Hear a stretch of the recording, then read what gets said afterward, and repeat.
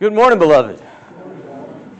So I think we all know how it is when we have our work engagements, we have our social engagements, and every now and then those Venn diagrams get uncomfortably overlapped, and we have social engagements with work situations.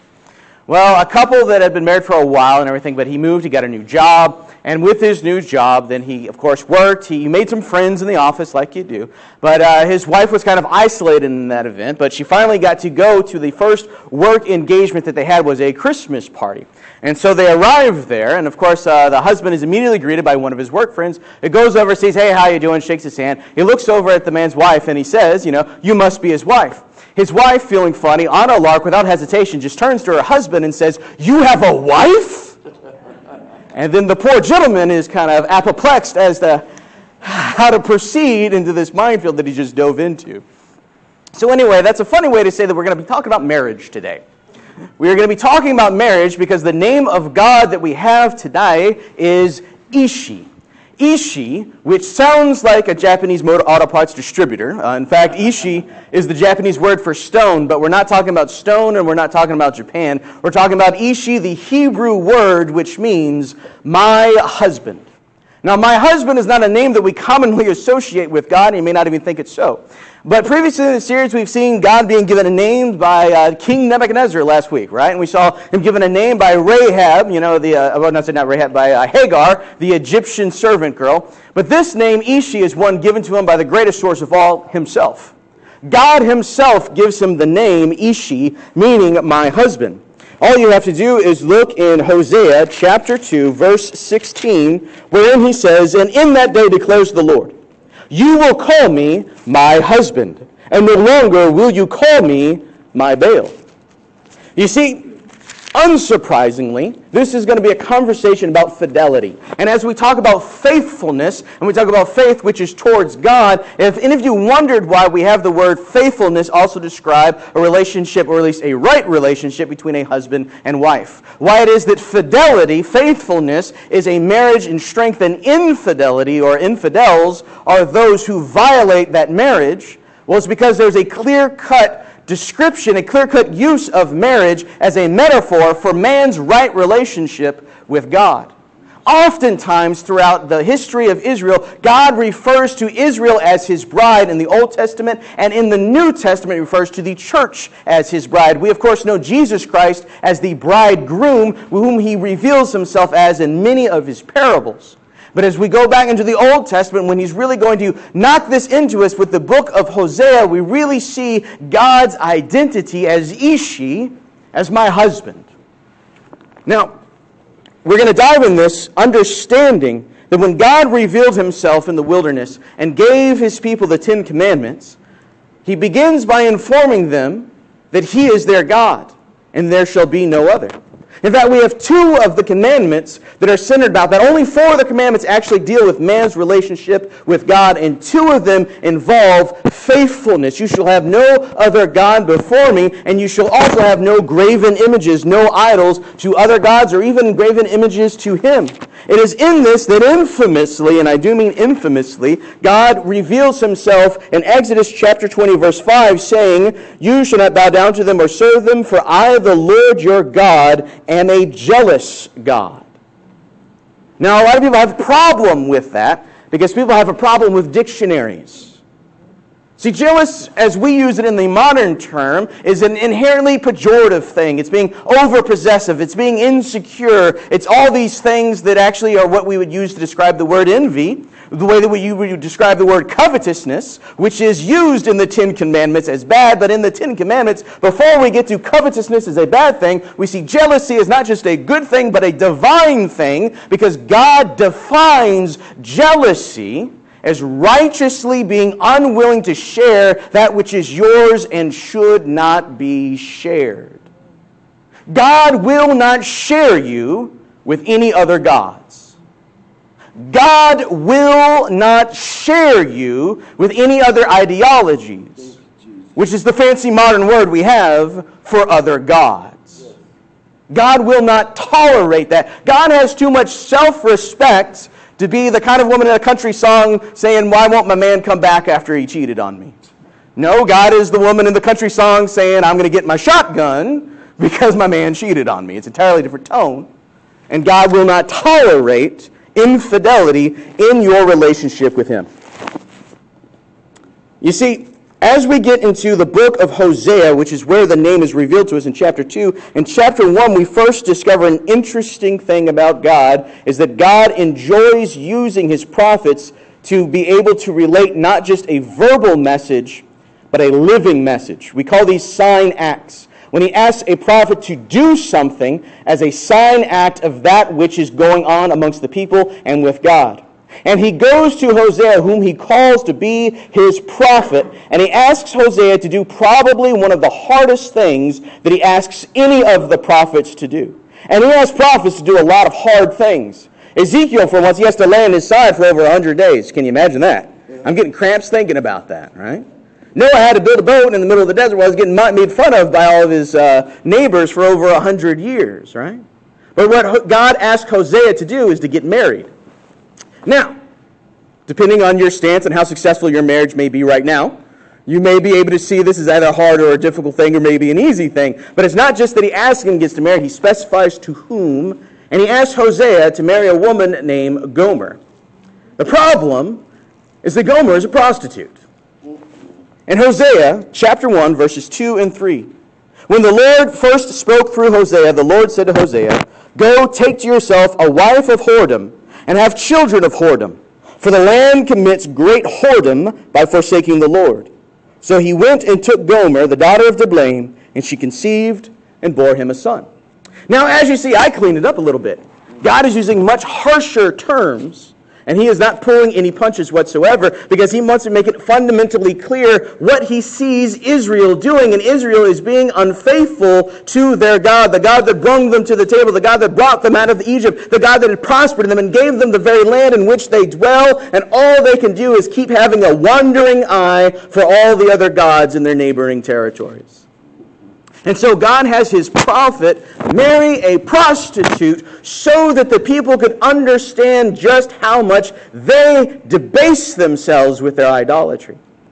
And then not only that, as it repeats it over and over again, not only will you be with her, not only will you marry her, but you will have children with her.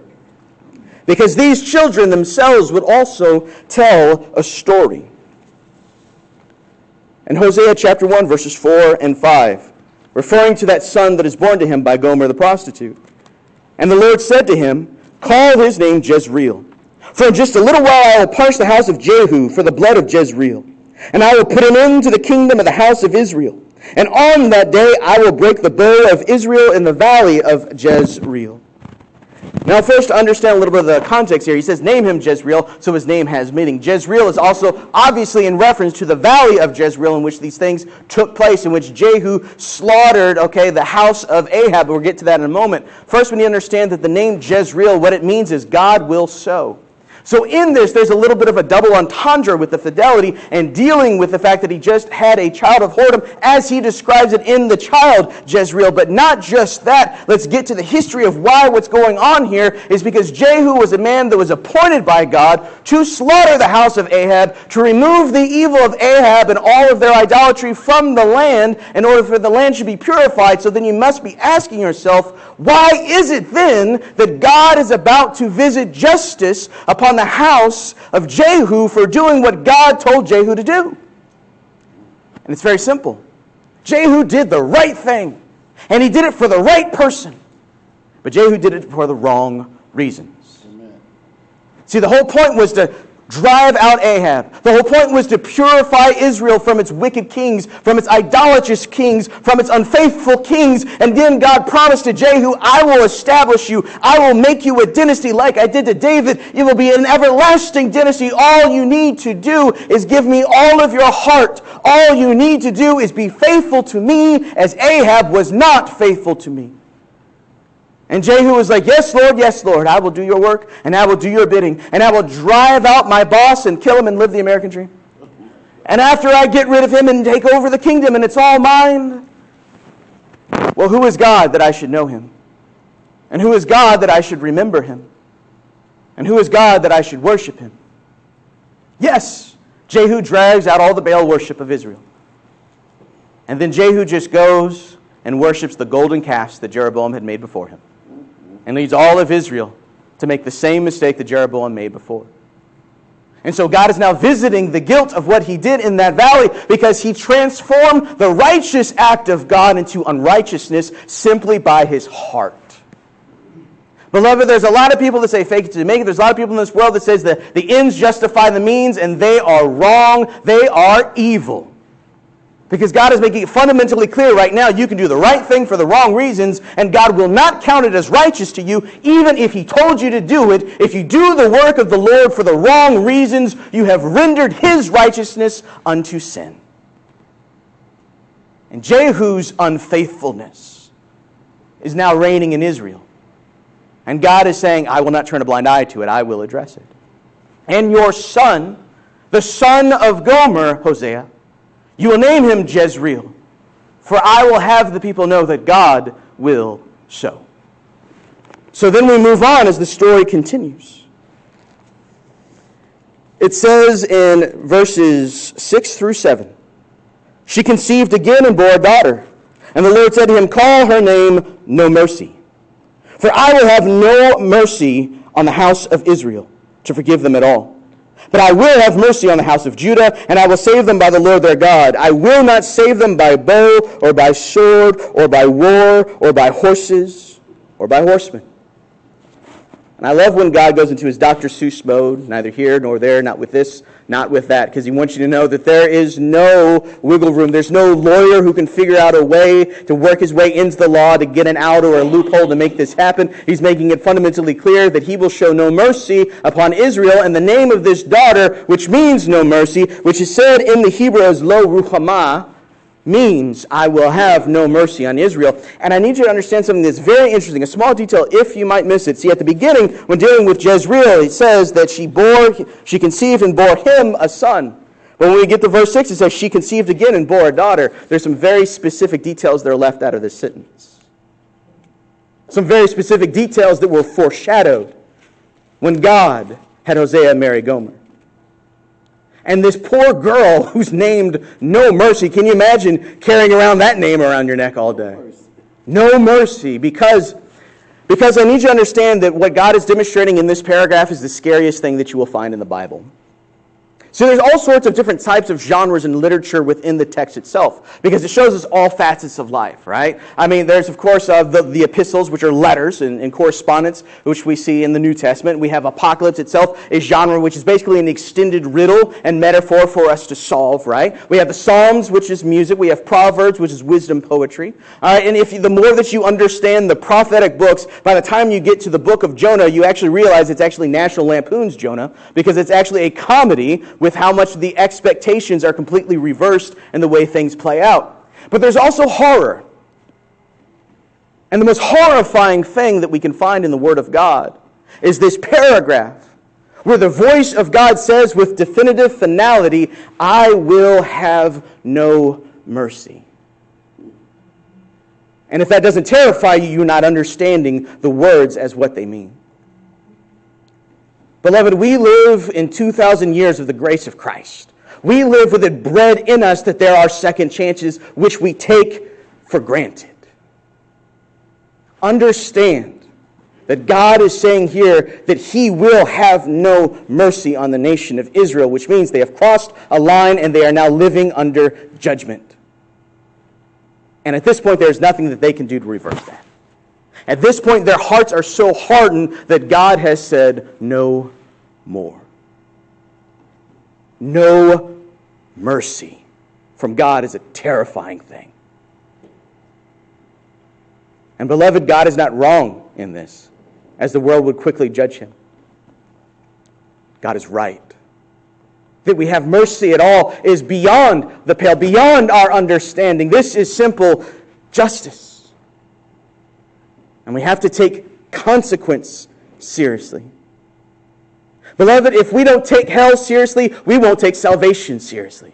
And if we don't take salvation seriously, we will continue doing things that will take us to hell. God is proclaiming to an entire nation, no mercy. Hosea chapter 1, verses 8 and 9 continue. Another child When she had weaned no mercy, she conceived and bore a son. And the Lord said, call his name Not My People, for you are not my people, and I am not your God. Think about that. Think about the weight of those words as it's repeated. And notice it's right after, as soon as she weans no mercy, she goes on and immediately conceives. These children are born right after each other. You also notice that in verse 8 that there's another instance where Hosea is not explicitly mentioned in this verse.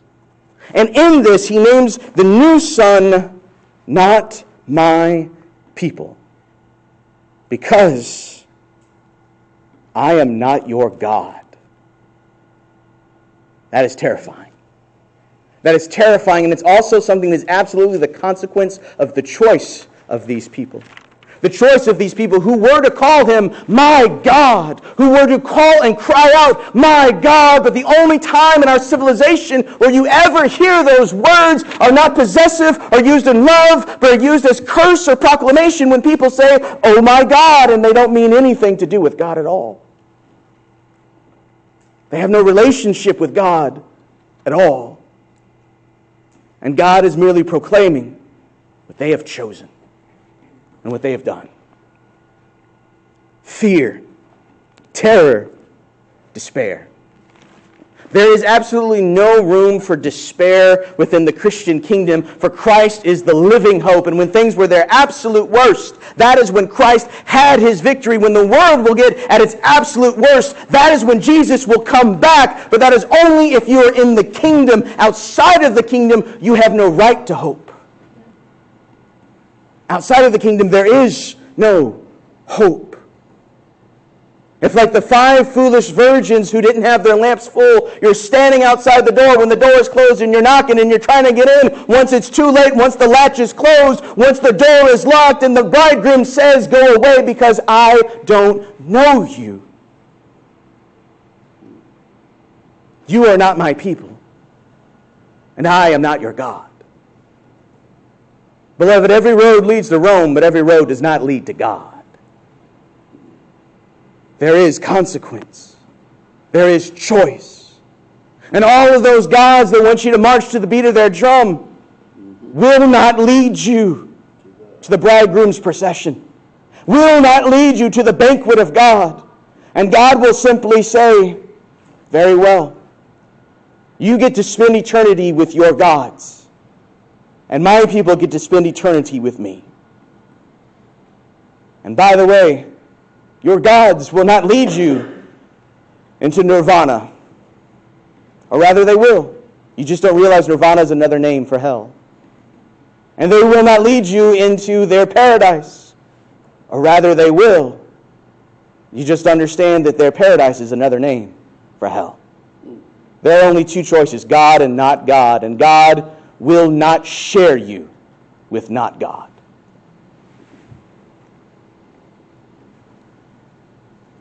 The child's name, meaning not my people, is Lo-ammi.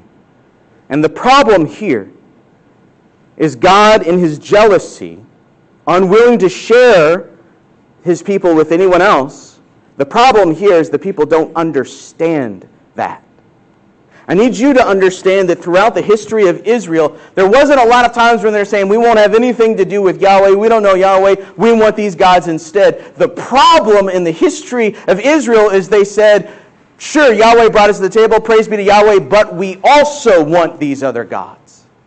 The problem was that they didn't leave God for another God. The problem is they didn't treat Elah Elohim as God of gods, they treated him as God amongst gods. And they thought, let's just have some more. Let's just have a little bit more.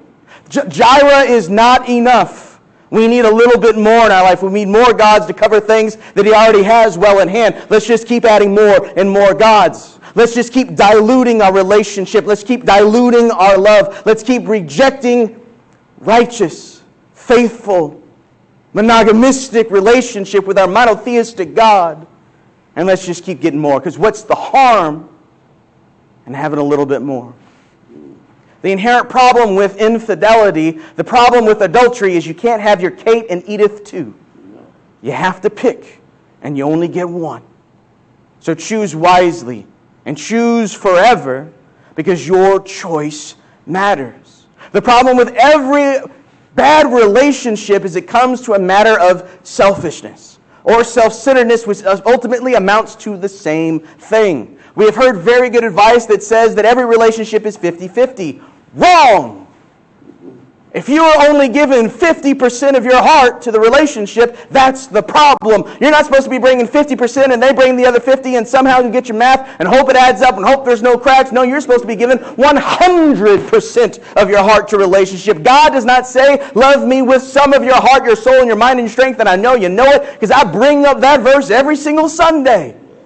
Jesus said the greatest commandment is to love the Lord your God with all of your heart, all of your soul, all of your mind, all of your strength. There is no room for a 50-50 relationship with God because God first poured out all of His heart upon us, upon the whole of the world to cover every possible sin, including our unfaithfulness, that it'll only stand if we choose Him and if we love Him and we stop holding back.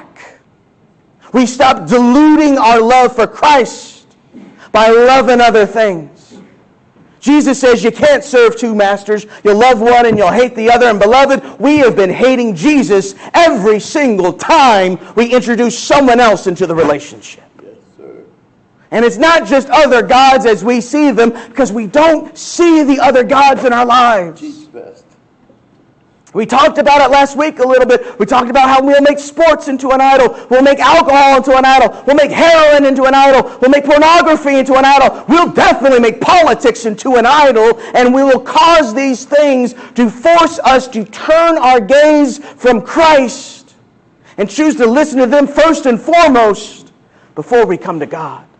And what scraps we have left in our life, what few hours in the week we can manage, those we'll throw to God and expect Him to be happy about it, when God should be the most important thing in your life. And if He's not, then He's nothing. That's harsh. It's true. If God is not the most important thing in your life, then you're worshiping an idol. If God is not the most important thing in your life, then your lamp is not full of oil, and you're going to be knocking on that door. Trouble. God must be the most important thing in your life, or you are not living your life in Christ. And God will not share you with another. He will give you fully over to whatever foolishness you have chosen over Him. God takes marriage very seriously. So seriously that when He was talking to His disciples in Matthew 19:9, He says that there is only one legal cause for divorce, and that is infidelity. Only in the case of infidelity are you allowed a divorce. Now, as we get into the matter, as we look into it a little bit further, we need to understand, what does that mean to Christ? Christ made it abundantly clear in Leviticus 20, verse 10, when He's telling us the issue with adultery is if you find someone in adultery, by the way, they die. I know Leviticus gets a reputation for everybody dying for everything, and it's not true. Very few things were actual capital offenses. One of them was infidelity, and by the way, it wasn't just the lady who dies, it's the man, whether he was the married one or not. Both parties die. So, take that in consideration when God says, till death do you part. He means it. So the consequence of infidelity, the consequence of violating an earthly covenant, is death. Amen. How much stronger is it when we violate our spiritual covenant with God? And of course, the consequence of being unfaithful to God is death, because you're standing outside of the banquet. And there is no rescue outside of the banquet once the door is closed. All you have to defend you is whatever you've put all your heart into. And if it's not God, it cannot save you. Pure and simple. God takes marriage very, very seriously.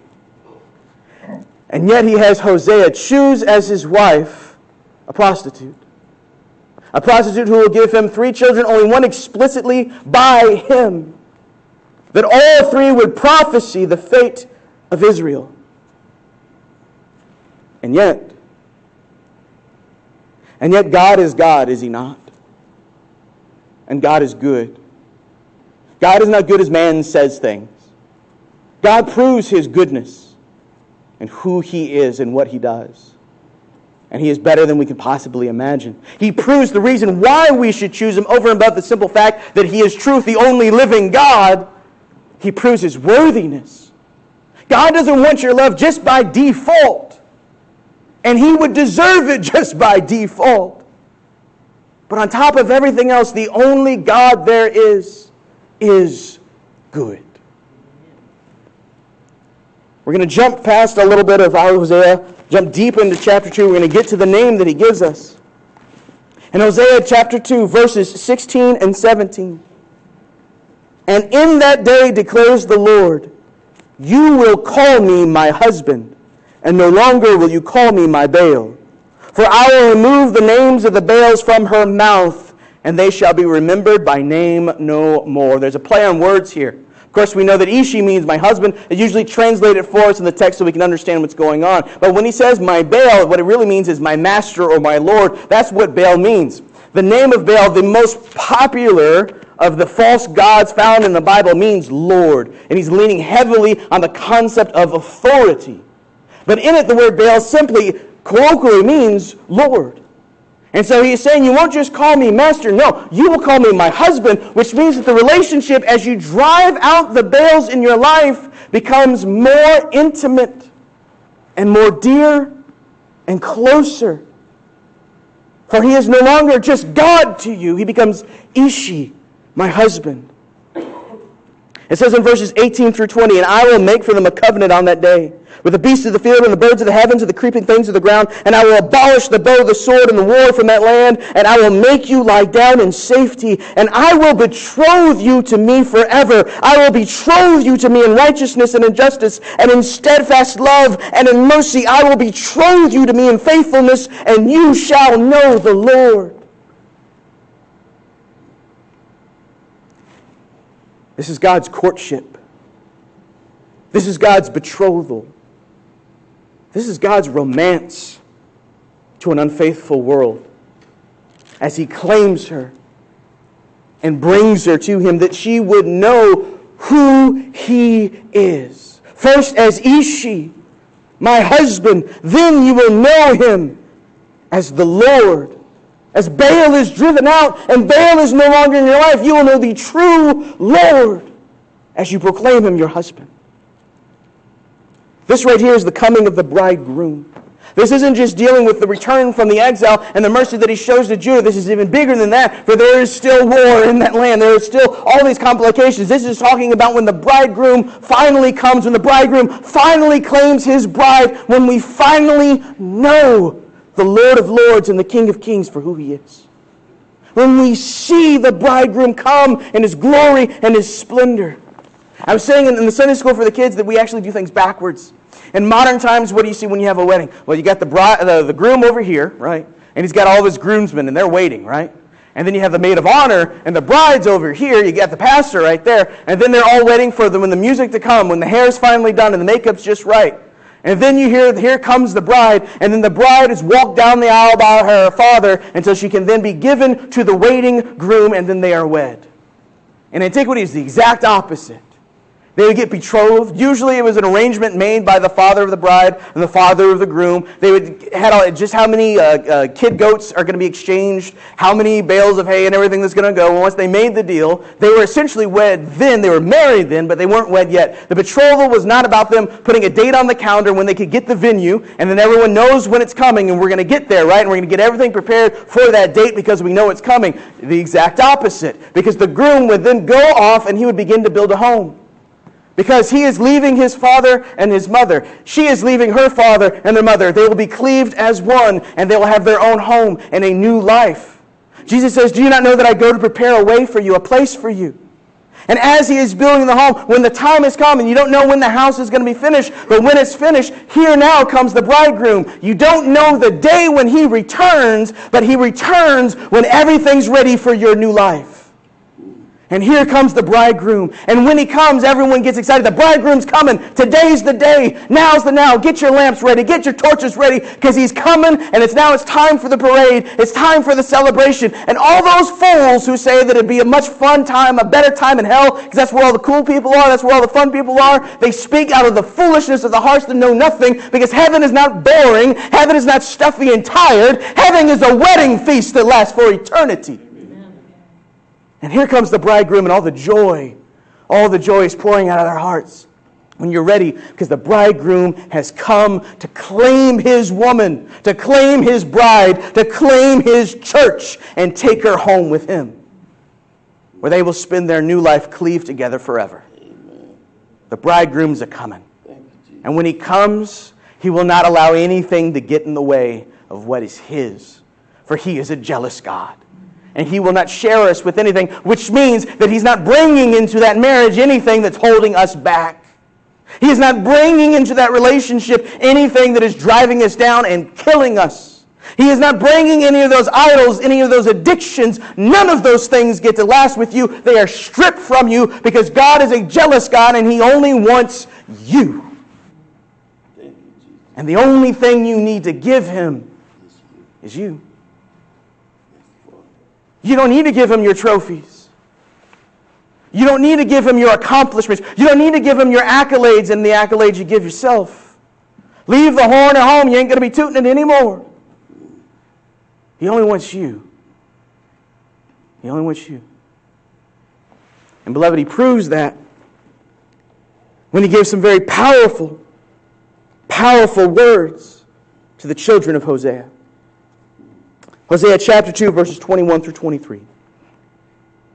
And in that day I will answer, declares the Lord. I will answer the heavens, and they shall answer the earth. And the earth shall answer the grain, the wine, and the oil, and they shall answer Jezreel, for I will sow her for myself in the land. And I will have mercy on no mercy. And I will say to not my people, you are my people. And he shall say, you are my God. Beloved, in these three beautiful verses of the transformation of fortunes and fates from curse to blessing, this is the gospel.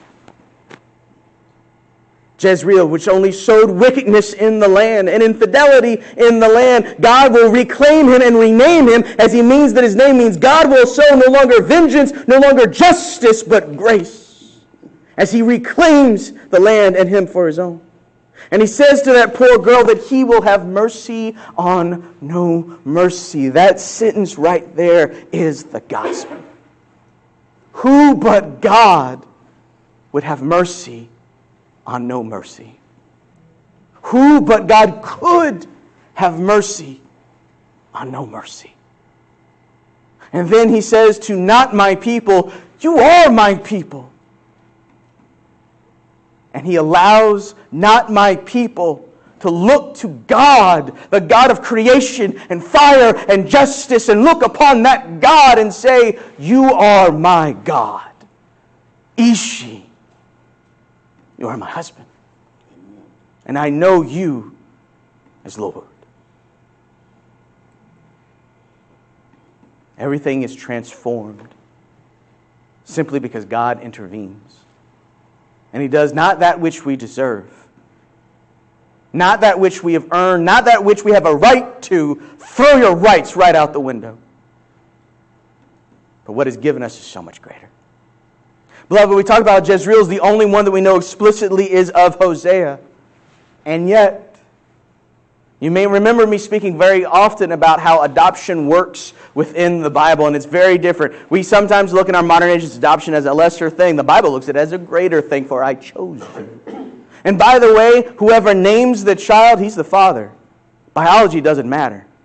Biology doesn't matter one bit. If you name the child is yours. And who named these children? Hosea. They may not be his by blood. It doesn't matter. They're his. Because God told him to name them. God told him to claim them. God told them that these children of whoredom are yours.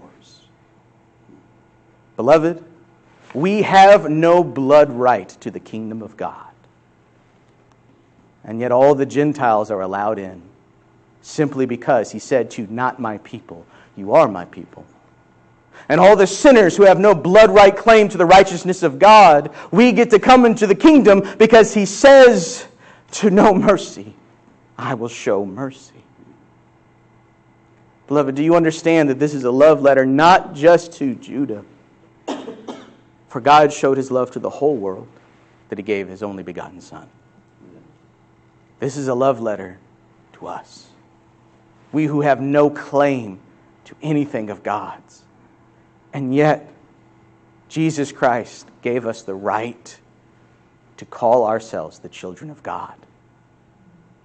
Because Jesus is coming back, beloved, and he's going to give us a stone. Written in stone will be your new name.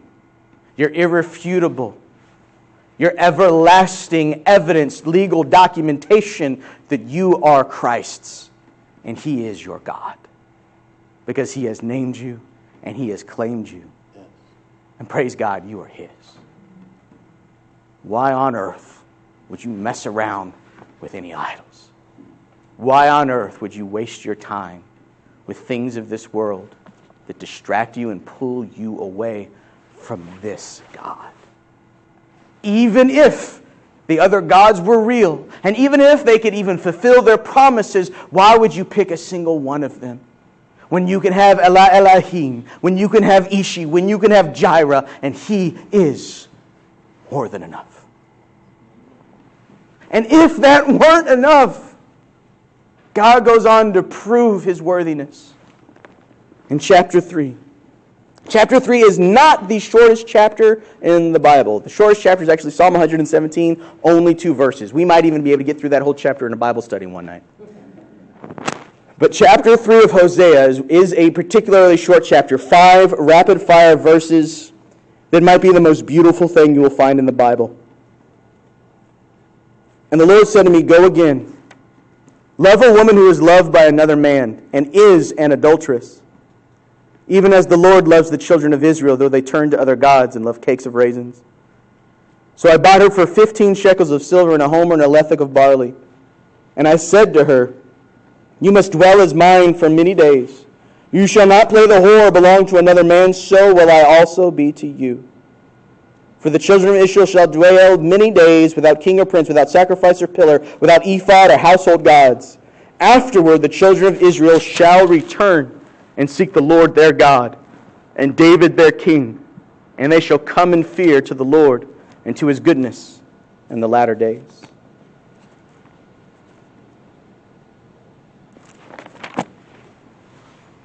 God has the audacity to tell his prophet Hosea to go get his wife back. And he can only get his wife back if she has left him. She has returned back to her old ways. She is proclaimed definitively an adulteress. There's no might or maybe about this. It is explicitly clear, and we know the punishment for adultery.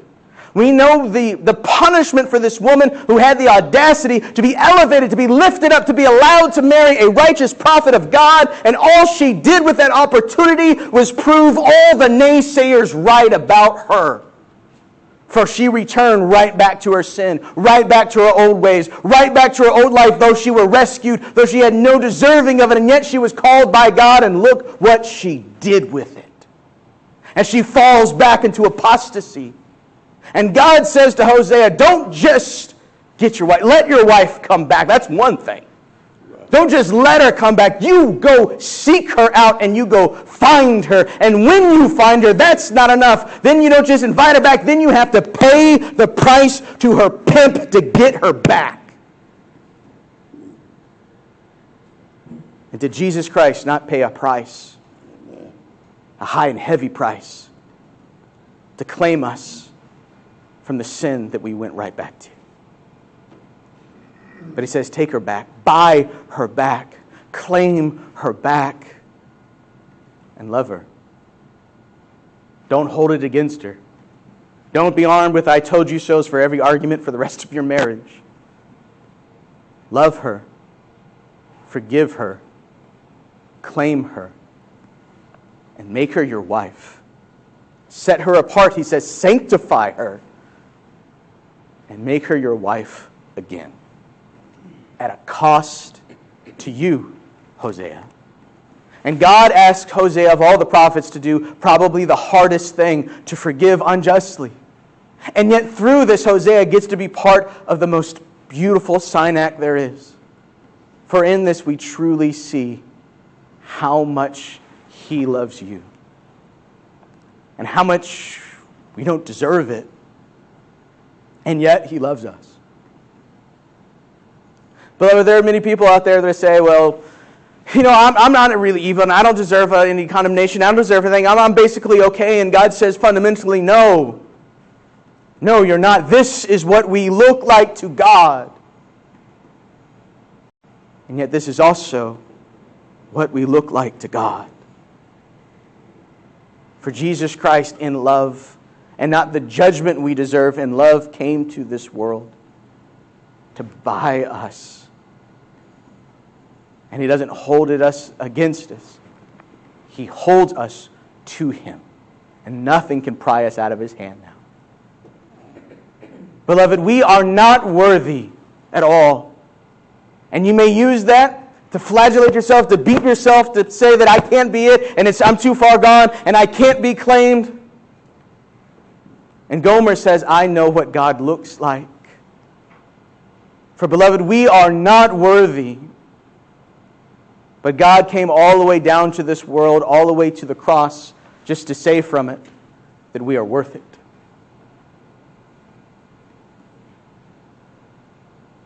The love of God is no small thing. Why would we water it down with any other? What other God would do this? The answer is none of them. None of them. Beloved, crows have a bad reputation, don't they? We don't really think too good of them. I mean, they're carrion creatures for the most part, and they're scavengers too. So they're thieves and the eaters of the dead. And they're not even pretty. I mean, in a world of all these colored, beautiful birds, they're just black, and they're not even shaped well. It's not even a good-looking bird, right? And so we have all these negative associations with crows, but what we don't understand is crows are highly social creatures. They stick together. They have long memories, and they remember even the faces of people. And they'll communicate with other crows about what people are and give them descriptions and say, this guy was nice, this guy was mean. So if you ever get buzzed by a crow, you may have deserved it. True story, 2 crows that were together so far up to this point for 12 years. Now, you may be saying to yourself, I'm doing pretty good. I'm working on, 17 years of marriage, and that's working out pretty well. These 2 crows were together for 12 years. Every day side by side. Because 8 years ago, in the midst of only 4 years of marriage, so 2 years, twice as long as the good days, the wife, Mrs. Crow, she was in a car accident. And as a result of having a collision with a car, the top half of her beak was completely broken off. I don't know if you know much about bird anatomy. They kind of need those to be able to do everything. And so the top half of her beak is completely broken off. And every single day, Mr. Crow has been taking food, grinding it up into small little bits, and patiently and lovingly, slowly placing it piece by piece into her beak so that she could eat every single day for 8 years.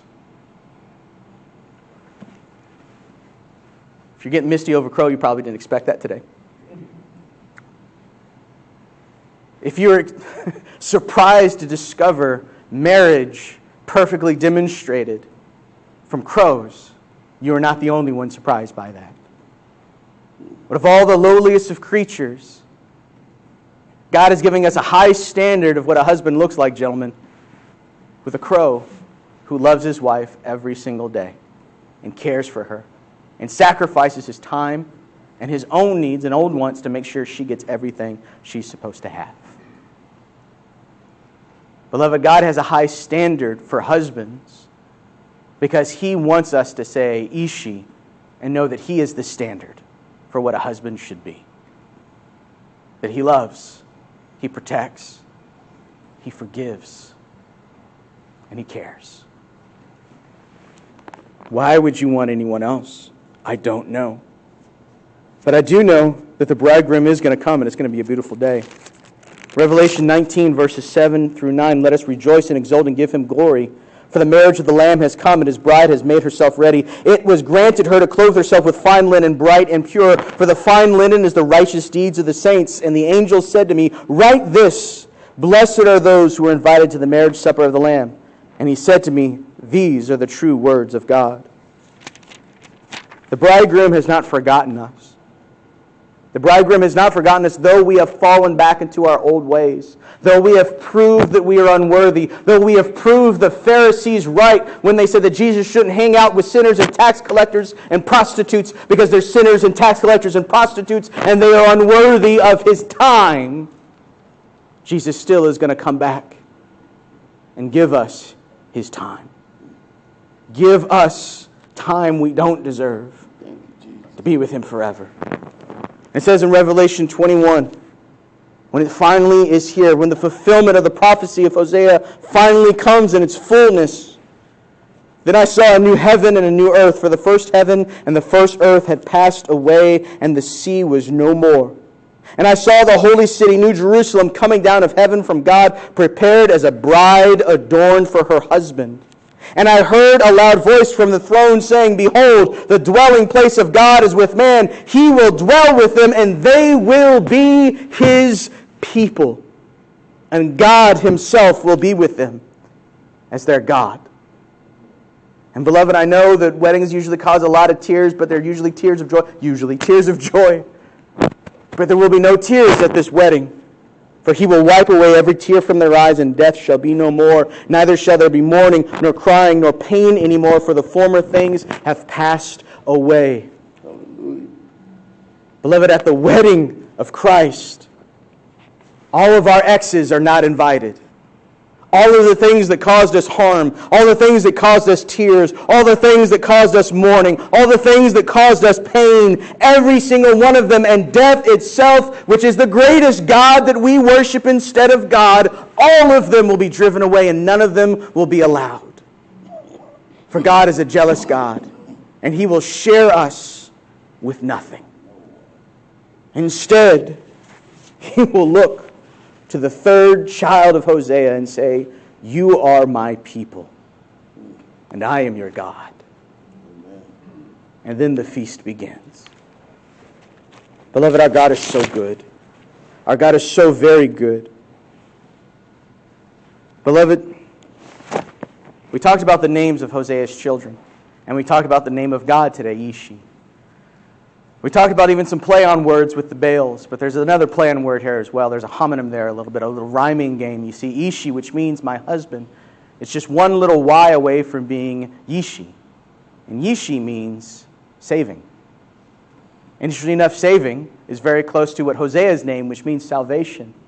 You see, salvation is the one who married Gomer and brought her twice out of her affliction. Not just a second chance, but 7 times 70 chances, beloved.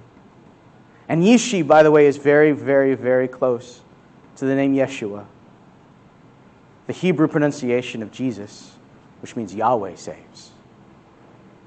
Beloved, the husband is coming. He's coming with salvation. He is coming with love undeserved. He is coming with redemption. And he is coming to forgive us of our sins and wipe away our tears. Why would you want anyone other than him? And why can we not see that he is not enough? He is more than enough. Because our provider has provided us with the salvation we cannot find in any other husband. So let us cleave to Ishi. Let us forsake anything holding us back. Let us not give him half our hearts any longer. Let us not seek out other idols or other ways or other means. And let us get serious about our marriage to Jesus Christ, because he is very serious about his marriage to us.